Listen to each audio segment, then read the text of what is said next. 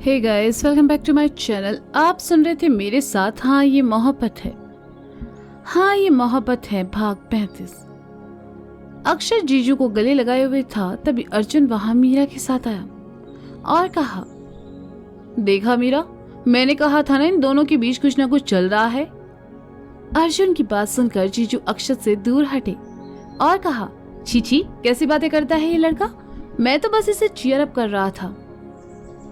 जीजू, बाहर ठंड है, आप सब अंदर चलिए। मीरा ने अक्षत की तरफ देखकर कहा, हालांकि वह उससे नाराज नहीं थी, लेकिन कुछ देर पहले अक्षत जो उस पर चिल्लाया था, उसके बाद मीरा ने उसे फिलहाल बात करना ठीक नहीं समझा। चलिए साले साहब, जीजू ने उठते हुए कहा तो अक्षत भी उनके साथ उठ गया।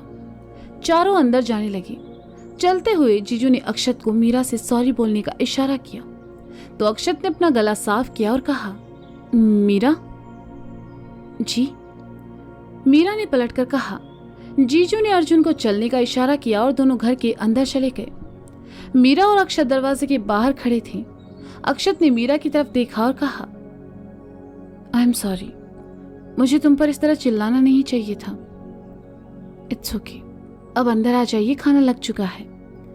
मीरा ने बिना किसी भाव के कहा और वहां से चली गई। अक्षत समझ गया कि मीरा को हर्ट हुआ है। वह बुझे मन से अंदर चला आया। हाथ मुंह धोकर अक्षत खाना खाने बैठा। विजय जी दादू पहले ही वहां मौजूद थे। अर्जुन और सोमी जीजू भी वहां आ बैठे। विजय जी ने अक्षत की तरफ देखा और कहा, पापा बता रहे थे आज शाम में एक आदमी तुमसे मिलने आया था और तुम उस पर गुस्सा हो रहे थे। कौन था वो?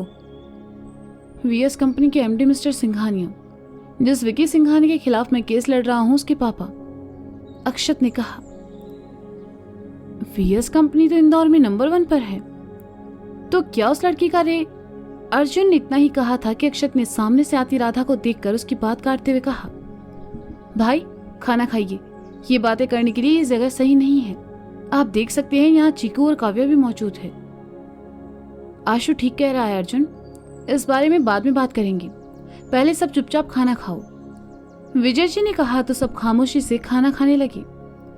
खाना खाने के बाद काव्या और चीकू हॉल में दादू के पास बैठकर अपना होमवर्क करने लगी और अमायरा भी वहीं बैठी दादू से बातें करती रही। मीरा, तनु, नीता और राधा खाना खा रहे थे। दादी माँ अपने कमरे में थी। विजय जी, अक्षत, अर्जुन और सोमी जीजू से अपने कमरे में आने को कहा। तीनों थोड़ी देर बाद विजय जी के कमरे में चले आए। विजय जी ने उन्हें बैठने का इशारा किया और फिर अक्षत की तरफ मुखातिब होकर कहा, हाँ आशु, अब बताओ कि मिस्टर सिंघानिया यहाँ क्यों आए थे?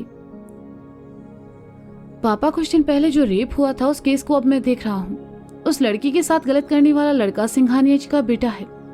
2 दिन बाद फिर से सुनवाई है और सिंघानिया जी चाहते हैं मैं ये केस छोड़ दूं और उनके बेटे को बचा लूं। इसके लिए वो मुझे रिश्वत देने आए थे। अक्षत ने कम शब्दों में अपनी बात विजय जी के सामने रख दी। कैसे पिता है वो, ये जानते हुए भी कि उनके बेटे ने इतनी शर्मनाक हरकत की है, वो उसे बचाना चाहते हैं। विजय जी ने गुस्से और दुख भरे स्वर में कहा, दुनिया का कोई भी बाप ये करेगा पापा? सिंघानिया जी भी अपने बेटे के मुंह में सही गलत नहीं समझ पा रहे। अर्जुन ने दार्शनिक अंदाज में कहा, एक पिता अपने बच्चों के लिए सब कर सकते हैं, लेकिन गलत को सही साबित नहीं कर सकते। अर्जुन, उस लड़के ने एक लड़की की जिंदगी खराब की है, क्या तुम्हें नहीं लगता उसे इंसाफ मिलना चाहिए?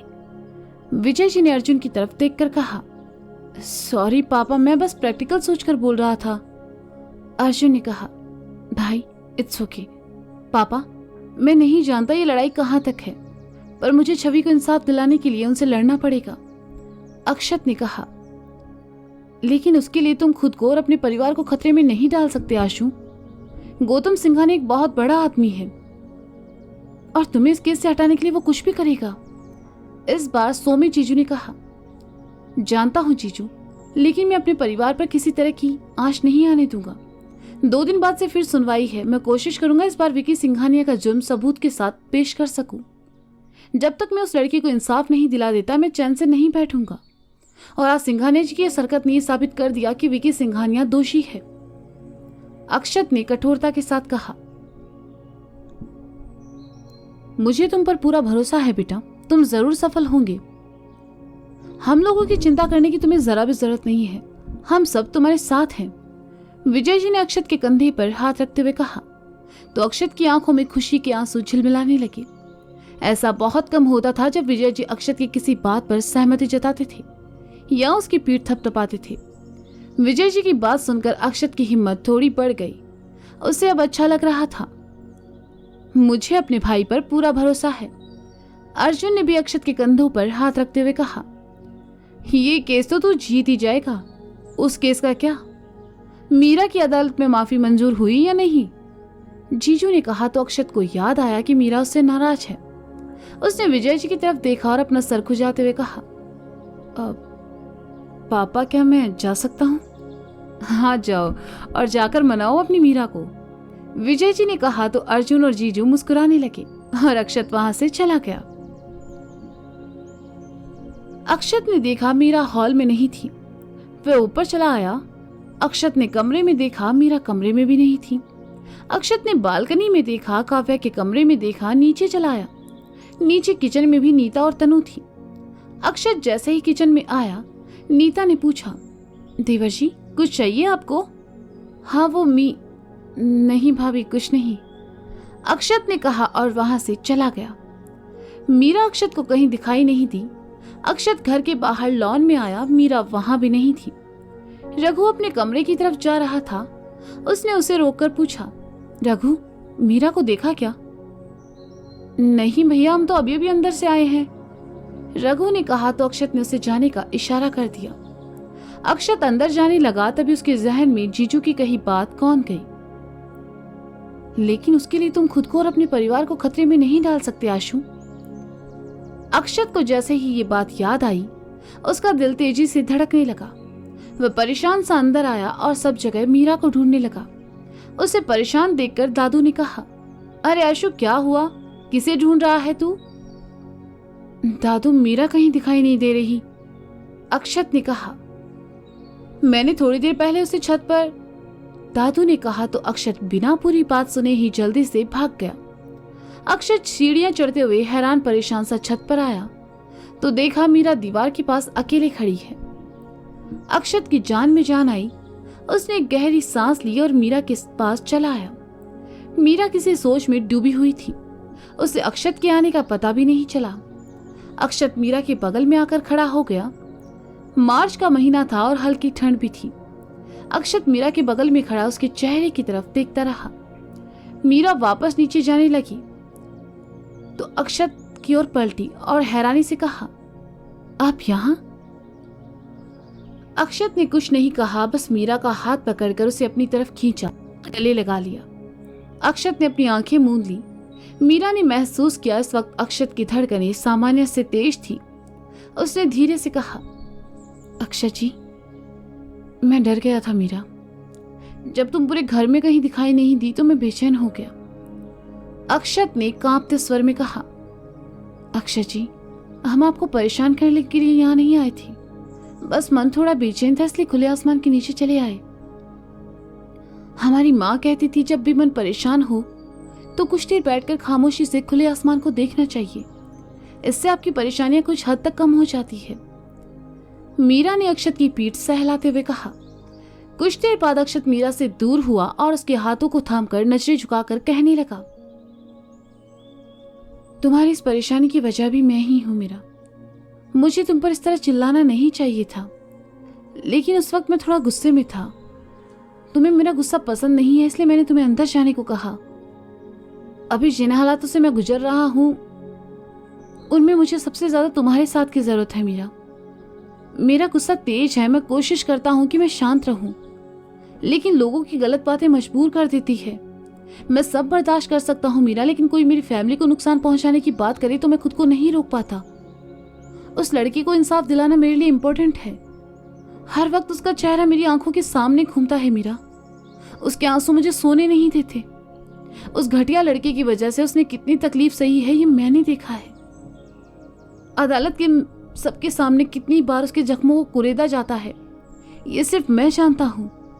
मैं उसे ऐसे हारते हुए नहीं देख सकता मीरा। अक्षत की बातों से अब छवि के लिए दुख झलकने लगा था। मीरा ने अक्षत का चेहरा उठाया और अपने हाथों में लेकर कहा, हमें आप पर पूरा भरोसा है। आप बहुत स्ट्रांग हैं और हम जानते हैं आप इस सिचुएशन को संभाल लेंगी। हम आपके साथ हमेशा हैं। मैंने तुम्हें भी हर्ट किया, तुम भी तो मुझसे नाराज होंगी ना? अक्षत ने कहा। किसने कहा हम आपसे नाराज हैं? वो तो हम बस नाराज होने की थोड़ी एक्टिंग कर रहे थे।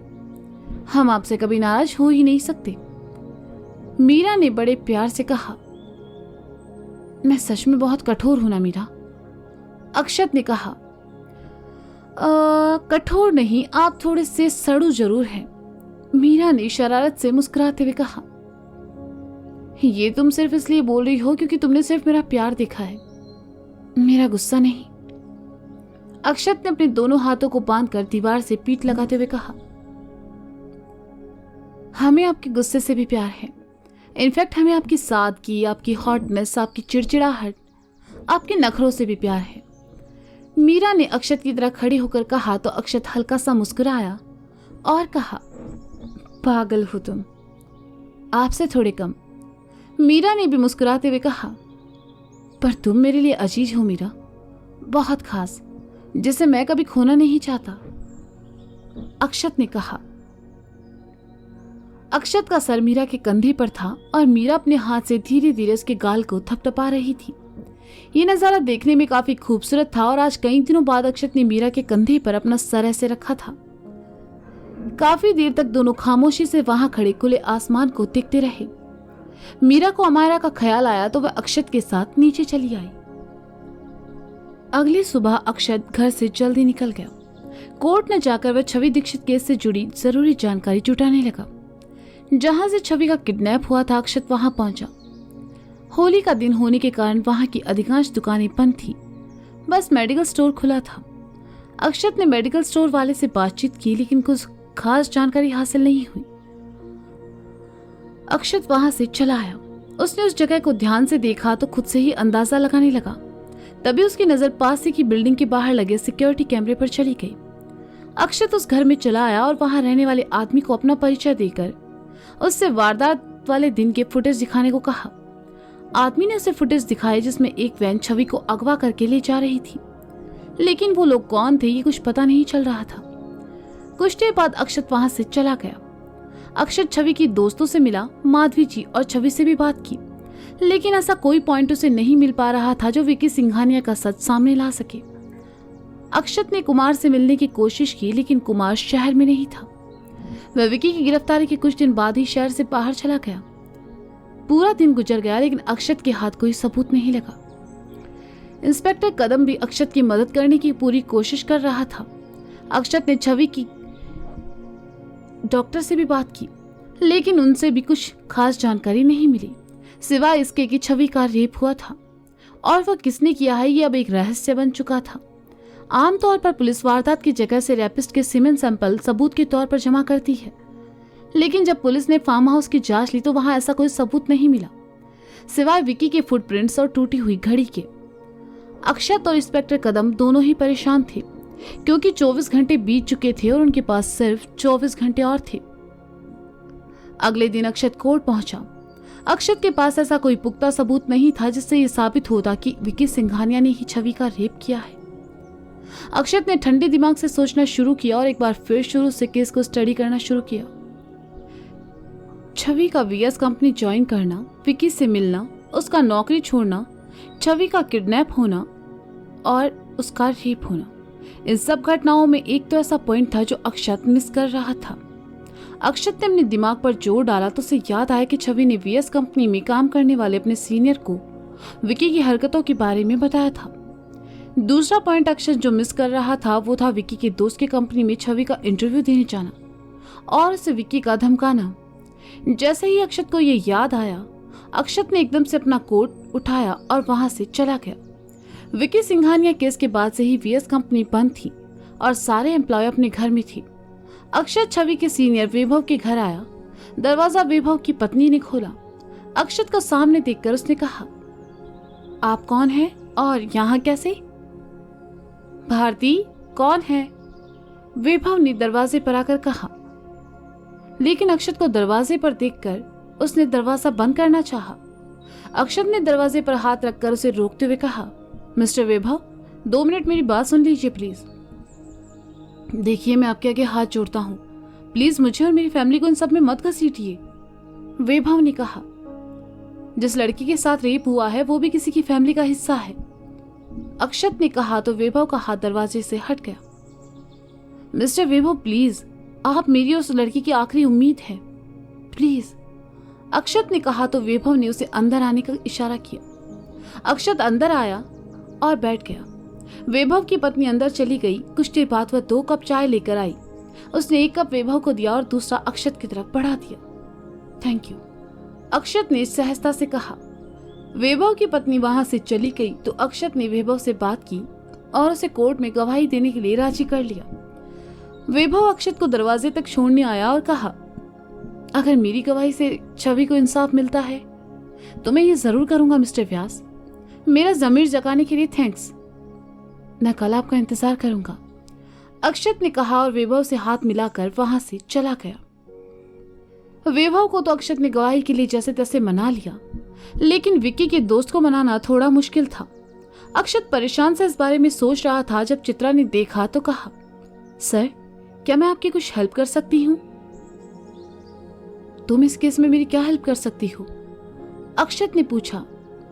चित्रा मुस्कुराई और कहा, सर वकालत का एक असूल है, किसी को समझने के लिए उसका जैसा बनकर सोचना पड़ता है। मतलब? अक्षत चित्रा की बातों में उलझते हुए कहता है। तो चित्रा उसे एक तरकीब बताती है जो कि थोड़ी अजीब थी, लेकिन उसे सुनकर अक्षत ने कहा, तुम्हें लगता है ये काम करेगा?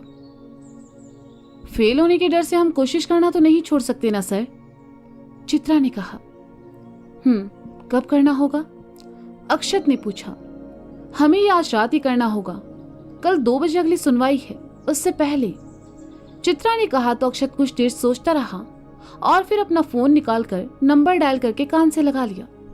कुछ देर बाद किसी ने फोन उठाया तो अक्षत ने कहा, हेलो, आज मैं तुम्हें लेने नहीं आ पाऊंगा, तुम प्लीज ड्राइवर के साथ चली जाना। अक्षत ने फोन काटकर जेब में रखा। चित्रा ने अपनी आंखें मिचकाते हुए कहा, गर्लफ्रेंड?